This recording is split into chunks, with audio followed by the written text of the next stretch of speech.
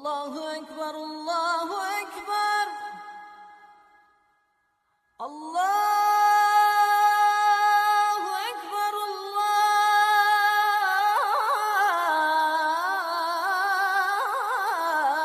اکبر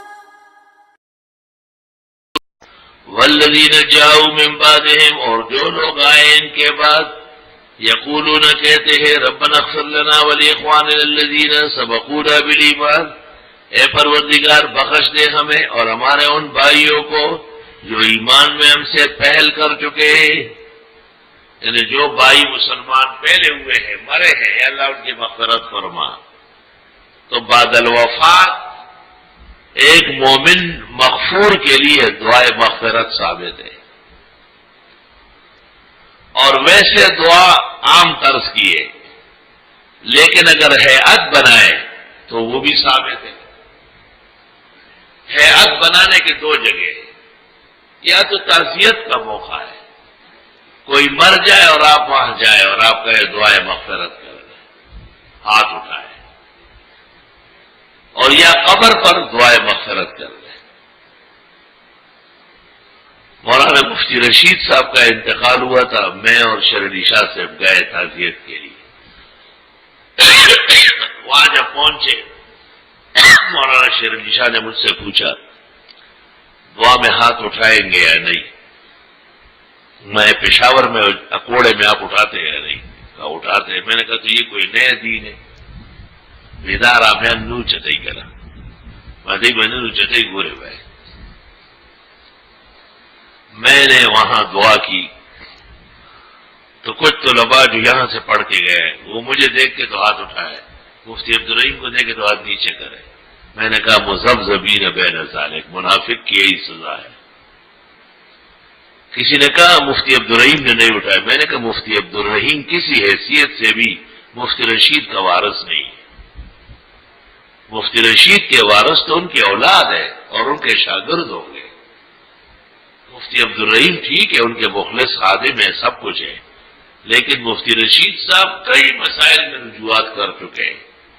یہ بھی ان کی ایک کمزور رائے اخیر عمر میں بن گئی تھی کہ تعزیت کی دعا میں ہاتھ نہیں اٹھاتے، حالانکہ یہ حدیث بخاری میں 3 جگہ موجود ہے۔ غزوہ اوطاس سے شروع ہے، خیبر کے ساتھ غزوہ اوطاس ہوا ہے۔ ابو عامر ابو موسیٰ اشعری کے چچا مرے، اور پیغمبر کو اطلاع ہوئی، آپ نے پانی منگوایا، وضو کیا، ورفع یدیہ واللہم اغفر لعبید اللہ ابن قیس واللہم اغفر لابی عامر، ابو عامر کے لیے اور پھر ابو موسیٰ اشعری کے لیے دعائیں مانگی ہاتھ اٹھا کر، فرفع یدیہ۔ استحباب کے لیے تو ایک دفعہ ثبوت کافی ہے۔ جب مرفوع مسند حدیث بخاری میں موجود ہے تو یہ کہنا کہ تعزیت میں ہاتھ اٹھانا ثابت نہیں ہے، جہل، خالص جہل ہے، پرلے درجے کی جہالت ہے۔ یہ قاعدہ مانتا ہوں کہ دعا بغیر ہاتھ اٹھائے بھی صحیح ہے اور ہاتھ بھی اٹھائے، لیکن تعزیت کی دعا میں ہاتھ اٹھانا حدیث میں آ گیا ہے بخاری شریف میں۔ مجھے موقع نہیں ملا، مجھے پتہ نہیں تھا کہ مفتی رشید نے انکار کیا ہے، یہ مسائل اس کے آخری ہے، ورنہ ان کو قائل کرنا بہت آسان تھا، کیونکہ وہ علم کے قدردان بہت زیادہ تھے۔ چنانچہ قبر پر ہاتھ اٹھانے کو بدعت لکھا تھا احسن الفتاوی جلد 4 قدیم میں۔ میں نے اپنے پڑوسی کے ذریعے ان کو خط لکھا، اور میں نے فتح الباری کتاب الجنائز سے ایک حدیث بھیجی، اس کے نیچے میرے شکریہ ادا کیا۔ اور اب جو احسن الفتاوی جدید آیا ہے 10 جلدوں میں، اس کے جلد 4 میں لکھا ہے کہ بزرگوں کے اتباع میں پہلے ہاتھ نہیں اٹھاتا تھا، اب ایک کرم فرما کی اطلاع پر فتح الباری دیکھی اور پیغمبر نے تدفین کے بعد اس وقت قبر پر ہاتھ اٹھائے، لہذا اس مسئلے میں رجوع کرتا ہوں، اور تدفین کے بعد قبر پر ہاتھ اٹھانے کو سنت سمجھتا ہوں۔ اگر مجھے یہ پتہ ان کی زندگی میں چل جاتا اور مجھے اللہ موقع دے دیتا تو مفتی صاحب کو قائل کرنا بہت آسان تھا۔ عالم آدمی کو سمجھانا آسان ہے، جاہل کو سمجھانا مشکل ہوتا ہے۔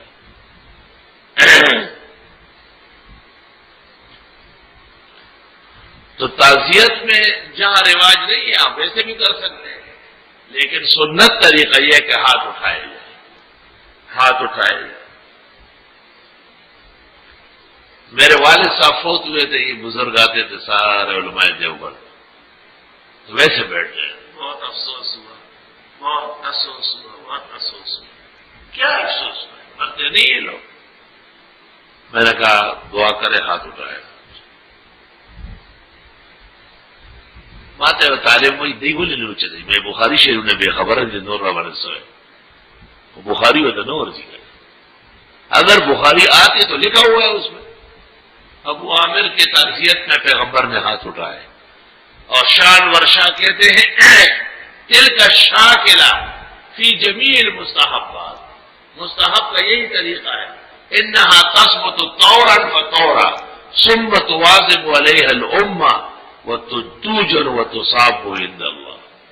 مستحب تو ایک آدھ دفعہ ثابت ہوتا ہے، امت اس پر ہمیشگی کرتی ہے اور ثواب اور اجر پاتی۔ یہ انور شاہ سے لے کر آئے، دیکھیں جو عالم مکمل، کیا زبردست بات لکھی، دل کا شاکلہ فی جمیع المستحبات انہا تثبت عن النبی طورا فطورا ثم تواظب علیہ الامہ وتوجر وتصاب عند اللہ۔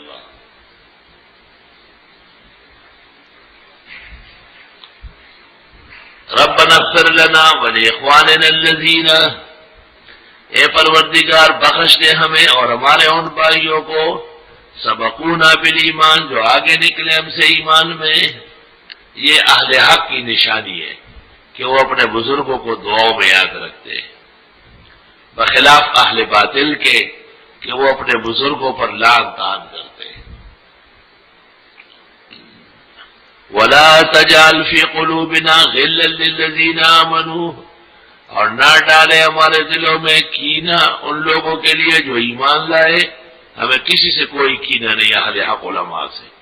مسئلے میں رد کرنا ہمیں دلیل شرعی حق دے رہی ہے، باقی دیگر مسائل میں وہ ہمارے محترم مقرر ہے۔ ربنا انک رؤوف الرحیم۔ حضرت الاستاذ مولانا یوسف بنوری فوت ہوئے تھے، فقیہ الامہ، محمود الملت والدین، مفتی اعظم اسلام مولانا مفتی محمود صاحب مصر قاہرہ میں تھے۔ جب واپس آئے قبر پر دعا اس طرح مانگ رہے تھے اور جہان بھر کی دعائیں پڑھی۔ بخاری شریف غزوہ اوطاس میں ثابت ہے کہ میت کے لیے جو دعا ہو برفع الیدین، ہاتھ اٹھا کے ہونا چاہیے۔ شاہ اسحاق نے 40 میں لکھا ہے کہ ہاتھ اٹھانا نہ اٹھانے سے بہتر، ہاتھ اٹھا کے دعا مانگ۔ ہم حیران ہیں کہ اہل حق جماعت علماء دیوبند یہ کیوں ہاتھ اٹھانے کو معیوب سمجھتے ہیں۔ یہاں کراچی میں ایک بڑے عالم دین کا فقیہ اور مفتی کا انتقال ہوا تھا، میں جا رہا تھا تو مجھ سے مولانا شیر علی شاہ سے استاد العرب والعجم نے پوچھا، اس نے شرمیلاس پوچھتے ہو کہ نو ادارہ میں ہونوں چلے مایا کوڑا ہٹک میں نوشہرہ اور پشاور میں آپ کیا کرتے ہیں تو اٹھاتے ہیں۔ میں نے کہا یہ کیا چیز ہے، حدیثوں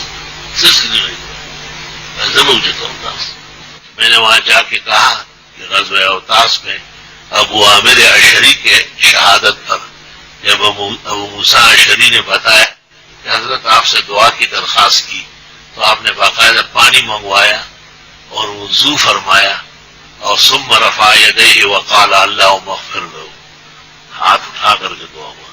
اور وہاں شراح حدیث کہتے وفیہ دلیل اللہ ان رفع الایدی فی الدعاء فی التعزیہ مستحسن و مستحب۔ شاید یہ بات لمبی ہو رہی ہے، اس پر مستقل ایک جواب آ رہا ہے ہمارا تعزیت کے آداب کے نام سے، یا تعزیت کے حسین آداب، اس میں سب بات ہو جائے گی۔ کیا قبر پر آواز بلند تلاوت جائز ہے؟ ہاتھ اٹھا کے دعا قبر کے پاس آہستہ تلاوت بھی ہے اور بلند آواز سے دونوں جائز ہے، اور قبر کے پاس ہاتھ اٹھا کے دعا مانگنا سنت طریقہ ہے۔ مسلم شریف کتاب الجنائز میں 113 صفحہ پر ہے فرفع یدیہ 3 مرات کہ حضرت صلی اللہ علیہ وسلم نے بقیع میں 3 مرتبہ ہاتھ اٹھائے۔ اور ابو دجانہ کی حدیث میں ہے کہ آپ نے تدفین کے بعد بھی دعا فرمائی، ہاتھ اٹھائے۔ میری اطلاع پر احسن الفتاوی میں رجوع کیا گیا ہے، اب جو نئے ایڈیشن آئے ہیں جلد 4 میں، اس میں رجوع درج ہے۔ پہلے انہوں نے اس کو بدعات میں شامل کیا تھا، پھر میں نے ایک اطلاع بھیجی تو انہوں نے بغیر نام لیے وہاں رجوع لکھ دیا۔ تعزیت میں جو بھی آتے ہیں فوراً ہاتھ اٹھا کر دعا مانگی جاتی ہے۔ ہمارے علاقے کچھ لوگ اس کو بدعت کہتے ہیں، وہ بے عقل ہے جو بدعت کہتے ہیں۔ یہی طریقہ ہے علماء اسلام کا۔ تمام مسلمانان عالم 1400 سال سے میت کے ہاں جب جاتے ہیں تو اس کی مغفرت کے لیے دعا کرتے اور ہاتھ اٹھاتے۔ بخاری شریف غزوہ اوطاس میں ابو موسیٰ اشعری کے چچا کے انتقال پر آپ نے ہاتھ اٹھائے، فرفع یدیہ وقال اللہم اغفر لہ۔ وہاں ابن حجر نے فتح الباری میں اور عینی نے عمدۃ القاری میں اور قسطلانی نے ارشاد الساری میں لکھا ہے ففیہ دلیل بأن رفع الایدی فی الدعاء للمیت سنت و مشروع۔ بدعت کہنے والے بے عقل ہیں۔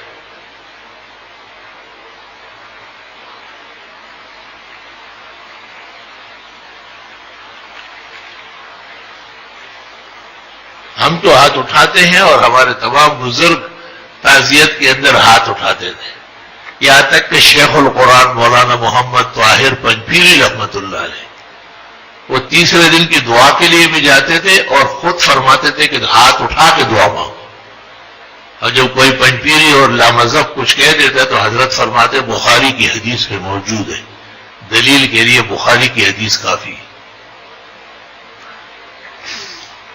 شاہ اسحاق نے ایک کتاب لکھی ہے 40 مسائل، جیسے 100 مسائل لکھے 40، اس میں یہ بھی لکھا ہے کہ تعزیت کی دعا میں ہاتھ اٹھانا زیادہ بہتر ہے۔ آداب تعزیت ہم جمع کر رہے ہیں، دعا فرمائے اللہ پاک توفیق دے تو انتہائی تفصیلی جوابات آ جائیں۔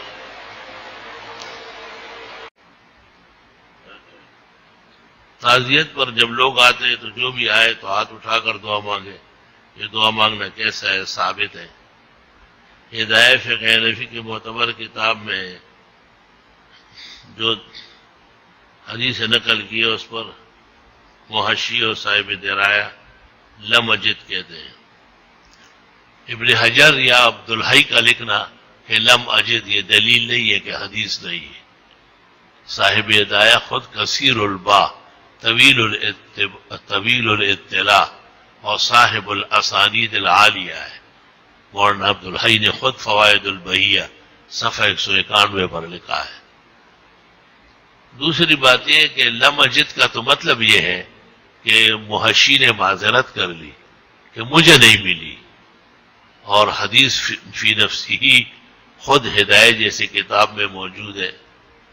تیسری بات یہ کہ جمال الدین ذیلئی نے نصب الرایہ میں التزام کے ساتھ کہا ہے کہ ہم نے اپنے دواوین کا انگارے ہدایت کا اطلاع اور وسعت اس سے زیادہ ہے، اس لیے بعض روایات جو ہمیں نہیں ملی وہ ہدایت کو مل چکی ہے۔ چوتھی بات یہ کہ کبھی کبھی ایک حدیث علی اسانید المحدثین نہیں ہوتی لیکن وہ علی تعامل الفقہاء ثابت ہے۔ ایسے موقع پر جو حدیث ہدایت میں بھی ہے، بدائع الصنائع میں بھی ہے، مبسوط سرخسی میں بھی ہے، محیط برہانی میں بھی ہے، داتفی کے ہاں بھی ہے، اور باب محمد کی کتابوں میں بھی ہے، وہ تعاملاً صحیح و سند ہے۔ والتعامل والتلقی اقوى سنداً، علماء لکھتے ہیں تعامل اور تلقی سند سے بڑھ کر ہے۔ مفتی اسلام ہے، مفتی زندگی خواہ ہے، مفتی اسلام ہے، مفتی زندگی خواہ ہے، شیر احسن مرد فخر